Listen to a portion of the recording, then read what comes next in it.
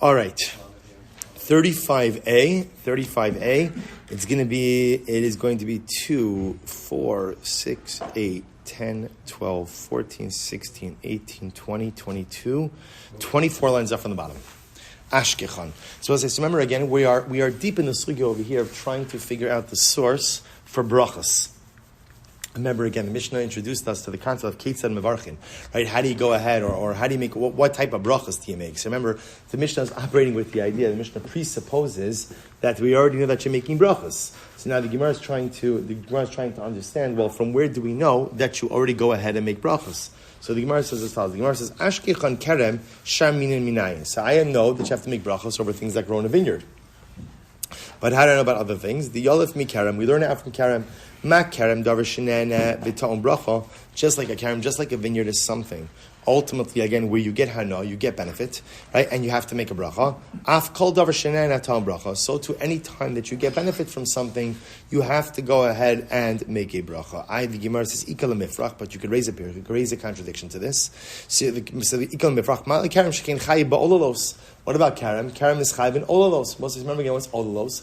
Olalos to a vineyard is like what leket and shichacha is to a field. So just like when you're gathering your grain, if you drop a stalk, you have to leave it there for the poor. We're actually just talking about this in the women's shir. We're learning Megillas Rus. So this is the whole idea. When Rus comes into Boaz's field, she's picking up gleanings. That's what she's surviving off of. So the Gemara says over here that just like, so you could say maybe a kerem, maybe a vineyard is different because a vineyard has olos. So olos means underdeveloped clusters. The halacha is undeveloped clusters. When you're harvesting the vines, if you leave behind an underdeveloped cluster, you have to leave it there for the poor. So the Gemara says, Kama tochiach. What about standing grain? Mala kama shekin chayev es bechala. Kama is also different because kama, grain is chayev and chala. Karam yochiach. To which the Gemara says, v'chazredin lori zekaraizeh, v'lori zekaraizeh. Rather, again, I will say the items that are being compared are dissimilar. So what is zeh? So the Gemara says, zeh atzad hashav. What's the common denominator? Davar shenen evatam bracha. The common denominator amongst all these things is you get benefit, physical benefit from it, and it requires a bracha. Af kol davar shenen evatam bracha. So therefore, I'll say any time that you get physical benefit from something, by definition, that requires a bracha. The Gemara says, Ma'ala atzara sheva shebahen shekin yesh bo tzad mizbeach. But why don't we say that maybe the common denominator is that these items, both grain as well as vineyard, wine, have a sacrificial component. They're both offered up, right? Remember, grain is offered up as part of a carbon mincha, or a carbon omer is barley, right? And wine, of course, is used for nesach for libations. V'as, the Gemara says, and maybe I'd say, maybe it's only items that have a sacrificial component that get a bracha. V'as, the Gemara says, v'as inam izayis te ispeit tzad mizbeach. Again, but remember, olives also have a tzad mizbeach, Oil also has a sacrificial element to it.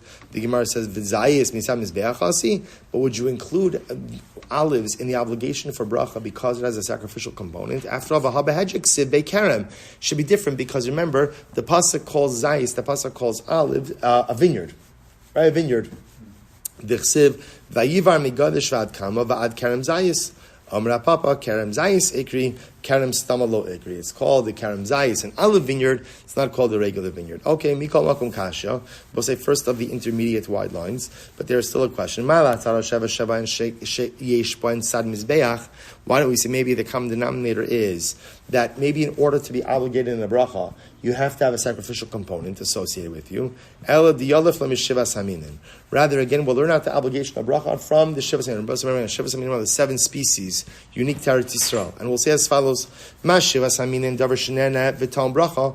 Just like the Shivas Haminin is an item that you get benefit from and it requires a bracha. Af kol davar shenena tam bracha. So too, we'll say anything from which you get hana, from which you get benefit, ultimately again will require a bracha. The Gemara says, Ma l'shivas haminin shekin chayavin bibikurim. What about the fact? So, thank you. This is the best, thank you. Yeah, I know, I have to switch. This is a couple, mamish. They go from shir to shir. It's incredible. Shul, thank you.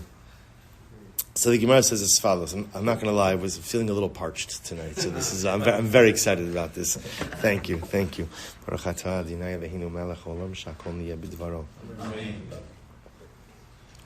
What is this? Roshal, what is this? Mint.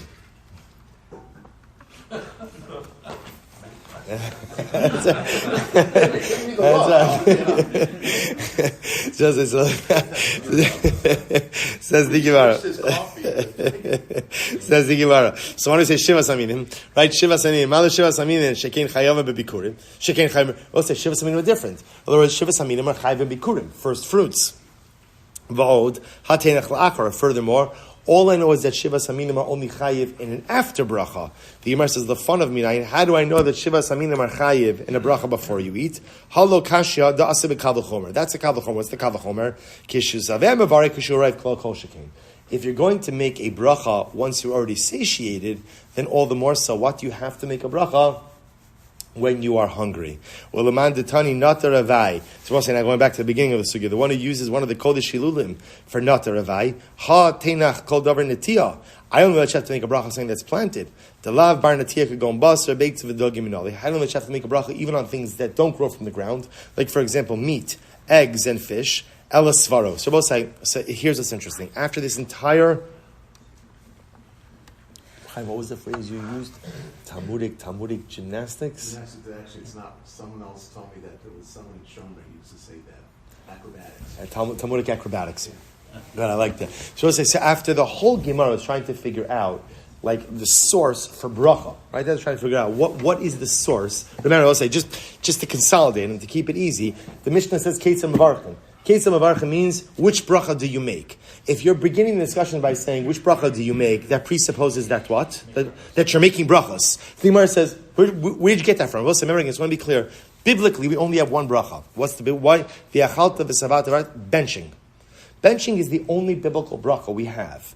So I only know that you make a bracha after you eat. So this is talking about brachas before you eat, bracha rishona. So we're trying to figure out where you know this from. So what's interesting is that at the end of the whole sugya, the Gemara says, Ella svarahu. At the end of the Gemara says, it's just logical to make a bracha. Why is it logical? So the Gemara says, Asr lo li adam shiena min ha'olam hazeh below bracha. Why? It is prohibited for a person to get benefit from this world without a bracha. Others will say, that's it. Halacha l'maisa, the Gemara says, the world belongs to Hashem. You can't take something that belongs to someone else without asking. And the bracha is the way, so to speak, that we ask permission from the Ribono Shel Olam. By recognizing HaKadosh Baruch Hu's creative prowess in everything that we eat, that's the way we go ahead and we ask permission. So after this, all of these acrobatics over here, the Gemara comes down to, it's logical.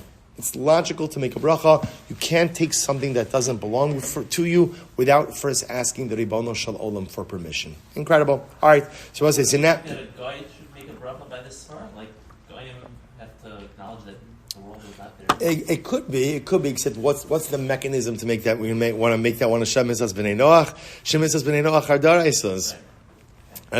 So again, by the way, I just want to point out.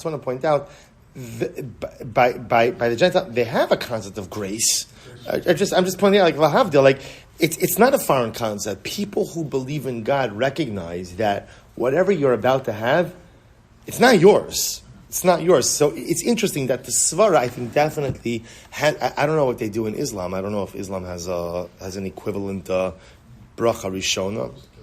I would imagine there is. I would imagine that the concept, right, of asking permission from God before you take something, I would imagine is something that's found in all the major faiths. I would imagine. All right, so the Gemara says as follows. Let's go. Tanabanan. So now the Gemara quotes this. It is forbidden for a person to derive benefit from this world without a bracha. In other words, if you want to derive benefit, that's fine. You have to first make a bracha. So again, just to understand, what does this mean? Let's go through the mechanism. There's two possibilities over here. Possibility number one is that everything in the world is hektish. So I'll give you a simple example, right? So I go to the Beis HaMikdash. The Beis HaMikdash owns wood, right? I want to build a deck. So now I want to go ahead and take the wood from the Beis HaMikdash. Can you take the wood from the Beis HaMikdash? No. Why? It's kodesh. It's consecrated. You can't use something consecrated for mundane use. Now, what you can do is you could redeem that wood from the Beis HaMikdash. You pay money, you pay principal, plus an additional amount, and you redeem the item, and now it's redeemed. As it's redeemed, I can use it for mundane purposes. So one could make the same argument that that's how bracha works as well. Everything in the world is kodesh. Everything in the world is hektish. It belongs to God. Which means it's really off limits to me. The bracha is my form of redemption.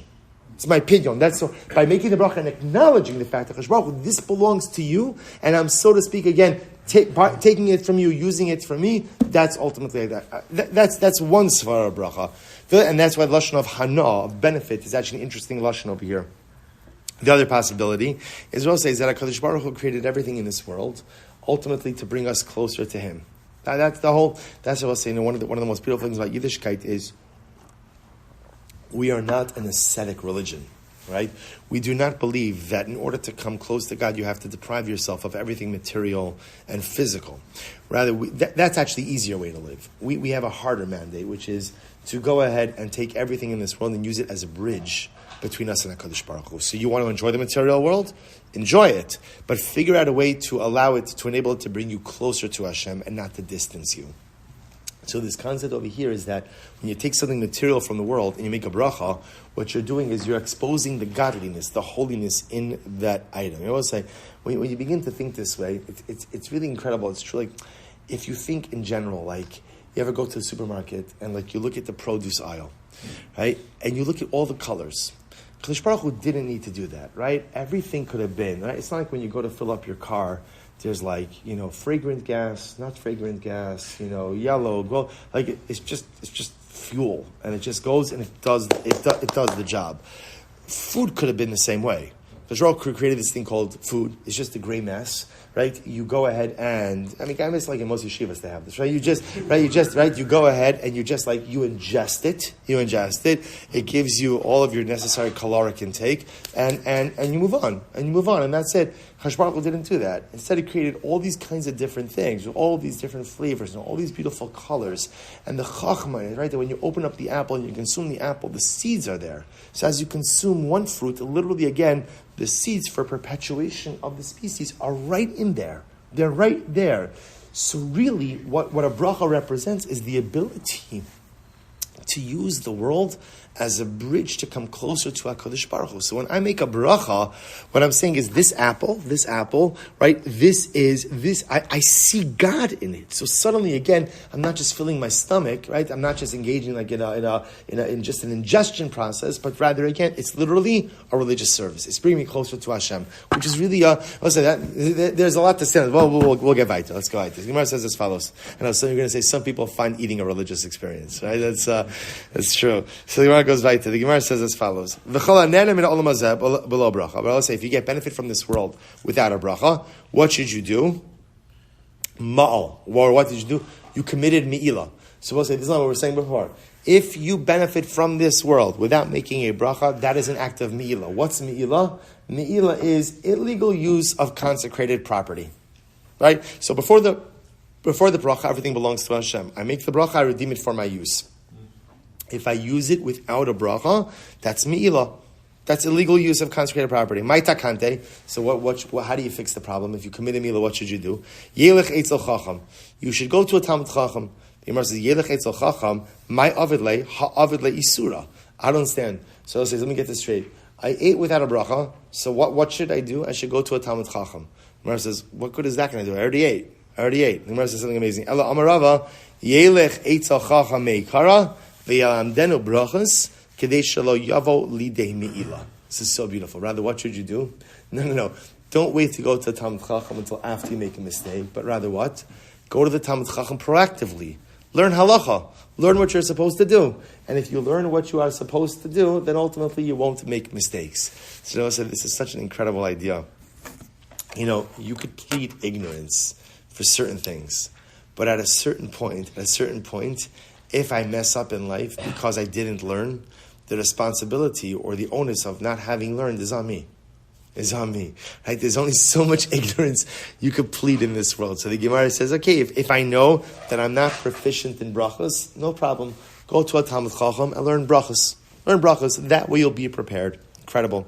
I'll say it's such an incredible mantra in life in general. So often we only tackle problems when they become problems.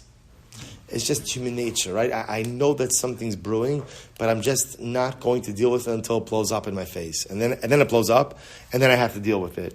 And how much better life would be if I would have a little bit more of a strategic, proactive approach to addressing potential issues. So again, I could identify them proactively, and before they blow up, I could go ahead and literally deal with it right then and there. It's good yesod in life. Okay, let's go back to it. We have a few more minutes. The Gemara says as follows. The Gemara says, good. If a person goes in and benefits from this world without a bracha, it's as if literally again he has benefited from the consecrated items of HaKadosh Baruch Hu. The pasuk says the earth belongs to Hashem. Rabbi Levi Rami Ksiv. Rabbi Levi contrasts the two psukim. On one hand, it says La Shema Aretz Umla'ah. On one hand, it says the earth belongs to HaKadosh Baruch Hu. But yet another pasuk says Hashemayim Shemayim La Hashem Ve'aretz Nasan Livnei Adam. But then the other pasuk says the heavens belong to Hashem, but the earth was given to man. So which one is it? Does man own the earth, or does HaKadosh Baruch Hu own the earth? To which one is a little conscious and a contradiction. Kan Kodem Bracha Amud Beis. Kan la'achar bracha. So we'll say beautiful. Beautiful. It's not a contradiction. Why is that a contradiction? When the pasuk says that the earth belongs to Hashem, la Hashem ha'aretz umla'ah, that's before you make a bracha. Before I make a bracha, the earth belongs to Hashem, everything belongs to Hashem. After I make a bracha, then I have right of usage, then va'aretz nasan livnei adam. Then the earth becomes the property and the purview of man. Rabbi say, we'll stop over here for tonight. What a Gemara. What a Shkach Rav Chaim again for last night. Shkach Rav Shmuel for the delicious tea. Shkach everyone.